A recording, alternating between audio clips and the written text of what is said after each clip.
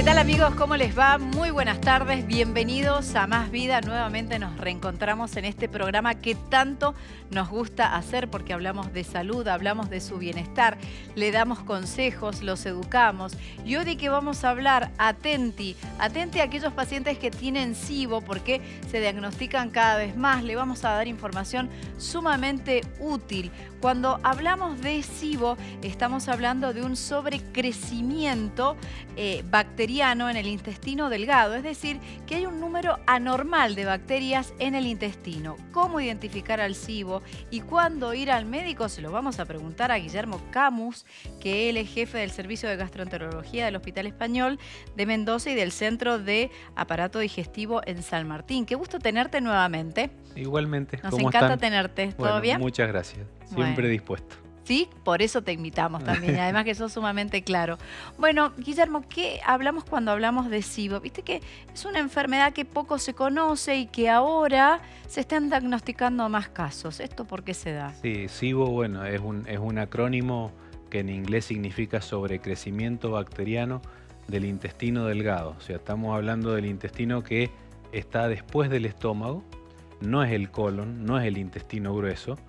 Este intestino tiene una serie... ¿Querés que lo veamos? Tenemos una imagen para mostrarte y vos lo vas explicando. Bueno, ahí en la parte central es donde está el intestino delgado. Todo lo que hace ese marco de intestino más grueso es el colon. Normalmente el colon, nuestro organismo en sí, tiene más bacterias que células. Y la gran mayoría de estas bacterias están en el colon. El intestino delgado tiene bacterias, pero en mucho menor cantidad. Cuando por alguna condición predisponente, por alguna patología, y ahí es donde viene una de las cosas que queríamos charlar, que es este sobrediagnóstico que se está haciendo de celiaquía, de SIBO. Que tiene mucha relación con los síntomas. Sí, los síntomas son parecidos, pero este sobrecrecimiento bacteriano no le ocurre a cualquier persona por arte de magia. ¿Esto por qué pasa? Tengo que tener algún factor predisponente. Para que yo no tenga bacterias en ese intestino delgado, esto no pasa porque sí. Tengo que tener alguna enfermedad que predisponga a eso, como puede ser una gastritis atrófica, falta de ácido clorhídrico en los pacientes medicados mucho tiempo con los prazoles. Tengo que tener algún trastorno de la movilidad del aparato digestivo, del intestino, porque estas bacterias, cuando en el intestino o suben bacterias del colon o en el mismo intestino delgado proliferan bacterias, el cuerpo tiene toda una serie de mecanismos para limpiar ese intestino.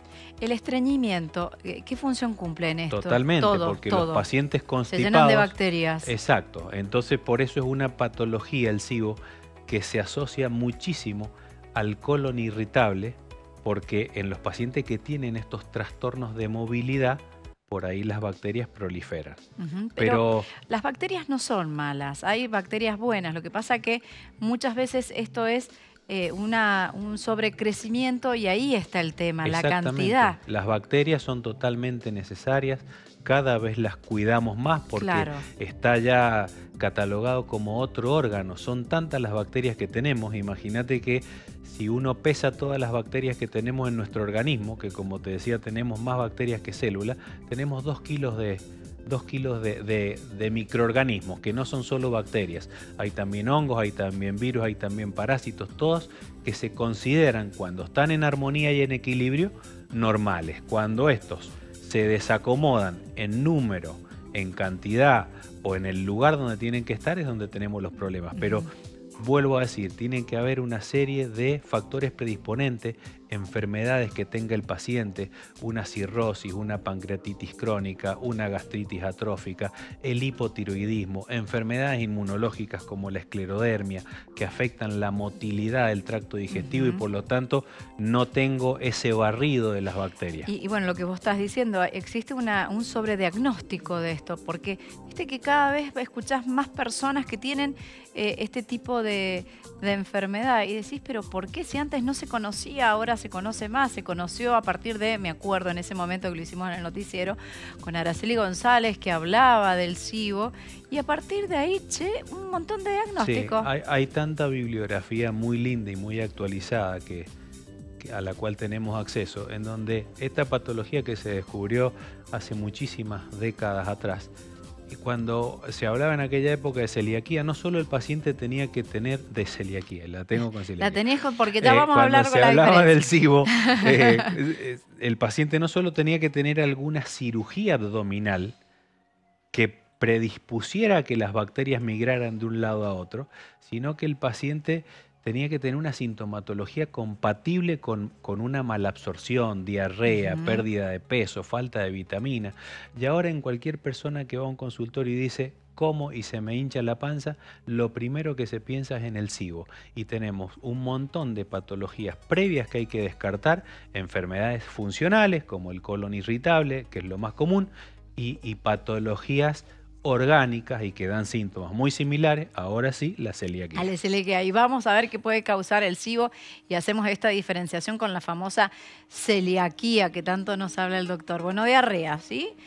Puede causar eso, hinchazón y gases, dolor abdominal, mala absorción de los nutrientes y, bueno, si te ves la sintomatología con la celiaquía es muy parecida. Es muy parecida. Hoy, en la actualidad, te diría que hay muchos pacientes porque depende del tipo de bacteria que sobrecrezca en el intestino, podemos tener diarrea, pero hay cuando a veces crecen otras bacterias que se llaman metanógenas, la consulta puede ser por constipación. Claro. Todo eso, y si querés ya enganchamos con el diagnóstico, eso ¿Cómo se diagnostica? Se va a determinar con... Como se diagnosticaba antiguamente, era un estudio muy invasivo, que era hacer una especie de endoscopía, aspirar bacterias del intestino delgado y decir, bueno, sí, acá el número de bacterias es mayor a lo esperado. Es un estudio complejo, no se hace. Hace un tiempo, ¿y por qué en parte viene este sobrediagnóstico? Y porque tenemos un test rápido, sencillo, barato, que se llama test de aire expirado, que es donde el paciente toma un sustrato, que puede ser glucosa o lactulosa, y durante 2 o 3 horas está en el consultorio soplando un aparatito cada una determinada cantidad de minutos y eso nos dice si tenemos aumento del hidrógeno o aumento del metano en el aire que estoy expirando y eso nos dice si podemos tener sobrecrecimiento de alguna o de otra bacteria. Si tenés metano es porque está el SIBO, está presente el SIBO. Está ¿Con hidrógeno o con metano? El metano es con estas bacterias que te decía que se llaman metanogénicas, que son más constipantes en vez de producir diarrea. Y por ahí tiene algún tratamiento distinto en el antibiótico. Es muy certero este diagnóstico. No es el gol estándar como era ese aspirado. Este diagnóstico, y es una de las cosas que quería hacer hincapié, no es un estudio 100% sensible y específico para esto, porque cada paciente tiene un montón de cosas que pueden llevar a que el estudio sea un falso positivo, un falso negativo. Entonces, tiene que estar hecho por gente idónea, tiene que estar informado por un gastroenterólogo que entiende de esto. El paciente tiene que hacer una muy buena preparación previamente, con una cierta dieta, no haber tomado purgante, no haberme hecho una colonoscopía una semana antes en donde limpié todo el intestino. O sea, hay toda una preparación y una cosa para que el estudio sea fidedigno, pero no es... totalmente. Sí. ¿Y se tarda mucho en ser diagnosticado? No, eso es rápido. Se sopla esas 2 o 3 horitas y se lee el informe y se puede tener el resultado. Bueno, nosotros queremos saber, una de las pacientes tuyas, Joana Vega, que nos cuente cómo le ha ido con el SIBO, porque ella fue diagnosticada en el 2022. ¿Y cómo convive con esta enfermedad? Hola, Joana, un gusto saludarte. ¿Cómo estás? No te estamos escuchando. A ver, probamos. Hola, 1. Hola. Ahí estamos, ahí te escuchamos. Bueno, ¿cómo te ha ido con el SIBO? Y mira, yo tuve bastantes problemas con el tema del SIBO. A mí me lo diagnosticaron en el 2022 por el tema de que también, como decía Guillermo, me inflamaba un montón. Sufría, pero era comer un bocado de algo e inflamarme un montón. También, bueno, lo que hablaban del tema de gases, diarrea, a mí como que se me mezclaban entre diarrea y después un poco de constipación. Y bueno, todo eso llegó a hacérmelo, obviamente vino una consulta con un gastroenterólogo y después, bueno, me pidieron los test. Es un test rápido, o sea, venís un día nada más, si te piden uno, si te piden los 3, según lo que sea. Y bueno, ya nomás la semana yo tuve el resultado, me diagnosticaron y después me dieron el tratamiento, que es un tratamiento con antibiótico bastante fuerte, pero gracias a eso pero terminé el tratamiento y ahí nomás se me fueron todos los síntomas y puedes llevar una vida totalmente normal después. ¿Pero no lo acompañaste con alimentación también? Se te da una dieta bastante estricta, que hay que respetarla, hay que suprimir un par de alimentos y bueno, eso creo que va siempre también en la persona, a ver si la respeta o no, mucho líquido, mucha agua. ¿Te curaste del SIBO? más que ¿Se todo. cura el SIBO? Se cura, Se se cura. cura, pero tiene un porcentaje de recidiva o de que vuelven los síntomas bastante alto. ¿Y a vos te han vuelto los síntomas, Joana? Sí, hace 3 meses me volvieron los síntomas y hacía bastante que estaba bien, me volvieron los síntomas y bueno, vine de vuelta con mi gastroenteróloga, ella me vio todos los síntomas que eran todo recurrentes y eran prácticamente los mismos que había tenido en el 2022 y en vez de volverme a hacer el test, ya directamente me dio los antibióticos porque yo ya sabía también que podía volver a hacer SIBO, ella me lo explicó y me dijo que se podría volver a volver a tener SIBO. ¿Y esto porque? Así que me dio el tratamiento. Claro, dejás de tomar antibióticos, pero te tenés que ir cuidando con las comidas para no aparecer. Absolutamente. Fíjate que gran parte de la sintomatología es porque al tener estas bacterias en el intestino delgado, que es apenas sale la comida del estómago, si estoy comiendo alimentos que en condiciones normales nunca me hicieron mal, un brócoli, un coliflor, una pera, bueno, hoy como eso y el abdomen me explota de distensión. Bueno, claro. Entonces, mientras voy limpiando esas bacterias con el antibiótico, tengo que asociarlo a una dieta, que habitualmente se hace una dieta que se llama baja en FODMAPs, que también es un acrónimo que significa oligosacáridos, disacáridos y monosacáridos fermentables. Ahí una nutricionista te hace una dieta que es momentánea, es por un tiempo. Claro, ¿y ahora cómo estás? ¿Estás bien? ¿Se la ve bien? Ahora estoy bien, también estoy acompañado con la Nutri también que trabaja acá en el CAR, así que bueno, ya por lo menos hasta ahora no me ha pasado nada después de la toma de antibióticos y claro, bueno, o sea que 2 veces de la alimentación. 2 veces te aparecieron los síntomas. 2 veces. 2 veces. Bueno, así que a la tercera ya no te lo vamos a permitir, mirá. No, le hacemos una colonoscopía. Le hacemos la colonoscopía. Mirá, parece que no le gusta la colonoscopía. Uy, se nos frizó. Bueno, Joana, muchísimas gracias por este contacto y bueno, y saber de qué se trata en primera persona lo que es tener SIBO. Y vos hablabas de la alimentación de la nutricionista, fundamental porque aquí también radica el tratamiento más allá de los antibióticos, que son un tiempo, y la dieta también al principio es como un shock y después uno hay que mantenerla. Escuchamos.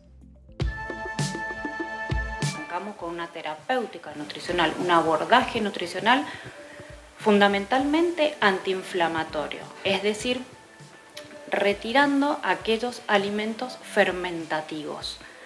Pero esto es por un tiempo y se divide en fases. La primera fase es aquella que comienza junto con el antibiótico que indicó el gastroenterólogo y comenzamos con la alimentación, una alimentación antiinflamatoria donde debemos cuidar de no incorporar legumbres, cereales integrales, granos enteros, algún tipo de vegetales, algún tipo de verduras, de frutas, en los lácteos, ¿sí? Por ejemplo, lo que se retira es el brócoli o la manzana, la pera, pero esto tiene un tiempo determinado, no es una restricción que dura muchos meses. Esto tiene que acompañar, sobre todo esta fase, al antibiótico que dura 14 días o a lo sumo 21 días esta primer fase. Y después vamos a una segunda fase que es la de reintroducción, donde vamos de a poco incorporando diferentes alimentos, aquellos más fermentativos que sacamos en la primera fase, los vamos incorporando modulando, se dice, en pocas cantidades. Vamos viendo cómo reacciona el paciente, cómo está su intestino. Entonces vamos probando. Vamos incorporando un poco de hojas verdes que las sacamos en la primera fase, entonces ahora las reincorporamos.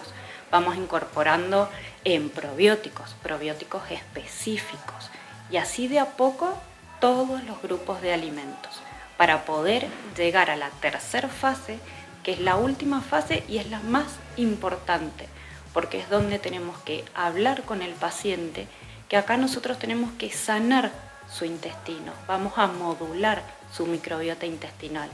¿Y cómo lo vamos a hacer? Fundamentalmente con la alimentación. Tenemos que sembrar de bacterias buenas, tenemos que darle el alimento para que esas bacterias sellen y sanen nuestro intestino. Fundamentalmente, ¿qué van a hacer? La fibra prebiótica, los probióticos, los fermentos. Acá ya empezamos a incorporar el yogur, el kefir, kimchi, fibra prebiótica de los vegetales de estación, vegetales de hoja, frutas, sobre todo siempre que sean de estación. Mira qué bien, bueno, la fruta, acá es fundamental con el tema del SIBO es ir al baño que sea una vez al día para eliminar esas bacterias. El kiwi, que está medio caro, pero bueno, la naranja ahora ha bajado. Los cítricos, esto nos ayudan mucho a ir al baño. Sí, tienen mucha fibra. Y no hay que excederse con todo aquello que nos incita a ir al baño, ¿sí? Exacto. Lograr un equilibrio. Pero Pero lo que uno ve constantemente que cuando el síntoma es distensión y constipación, es básico el regular el ritmo evacuatorio.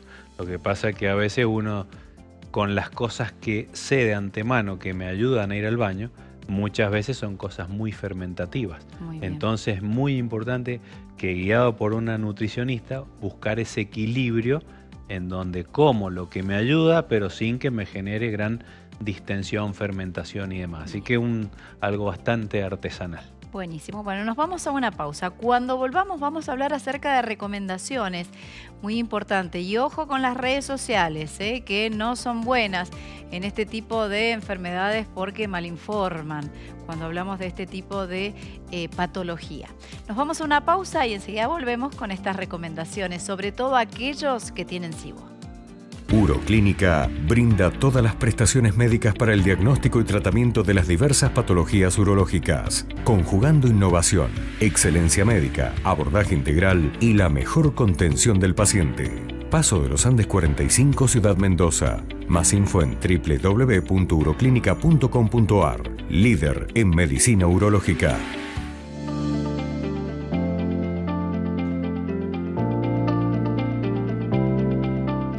Seguimos en Más Vida hablando de SIBO, recomendaciones. Y me pregunto esto, Guille, ¿se puede prevenir o no? Se puede prevenir, sí.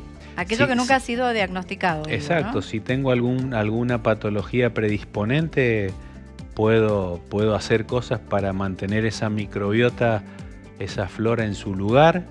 Y volviendo a lo que hablábamos recién con Joana, la celiaquía es una enfermedad que a veces cuando no está funcionando bien, por ahí se asocia mucho con el SIBO.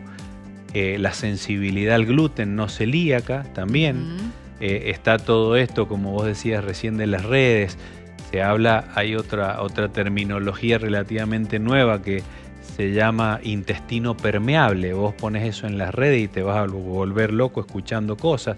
¡Qué peligro! Y es parte de todo esto, ¿no? Es esta pared intestinal que tiene que tener, dejar pasar ciertas cosas, y por alguna de estas patologías esa permeabilidad aumenta y entonces el paso de toxinas y demás es mayor. O sea, está todo muy relacionado, pero si vos me decís, ¿se puede prevenir? Y debería, si tengo alguna cosa que me predispone, enfocarme a eso antes de pensar directamente en un sobrecrecimiento bacteriano y meternos ya a dar antibióticos. Claro. Y por ahí inicialmente el antibiótico lo mejora al paciente, pero a la semana te dice que está peor que antes, porque el antibiótico, si bien usamos antibióticos muy selectivos para esto, un antibiótico que se llama rifaximina, pero bueno, por ahí el antibiótico puede también generar o matar bacterias de las que son buenas. Entonces hay que tener mucho cuidado con el diagnóstico, el tratamiento y lo no que sale en las consumir redes cosas. sociales. Ir a fuentes concretas y al médico. Al médico, Al médico, que aparte cada uno es un cuerpo distinto y es diferente a si uno le diagnosticaron una enfermedad, la misma que el otro, pero cada uno responde también en forma diferente a los tratamientos. Entonces, siempre hay que ir al médico y no hay que mandarse con cosas que le hizo bien al vecino o retrasan ir al médico y te sentís peor. Así que bueno, nos encantó escucharte y verte. Así que espero que pronto nos volvamos a ver con otro tema referido sobre todo a nuestro aparato digestivo, que es tu expertise, diríamos. Así que bueno. Muchas gracias. Bueno, gracias, Guille. Y nosotros hemos llegado al final. Ahí le dimos todos los consejos para todas aquellas personas que están pasando por esta enfermedad, el SIBO. Muy importante ir al médico, el tratamiento a través de antibióticos y también, sobre todo, la dieta. Y mantener esta dieta, porque me puedo curar, pero después, si no hago los deberes, puedo caer otra vez. Así que bueno, nos vamos a encontrar con más vida en cualquier otro momento. Hasta luego.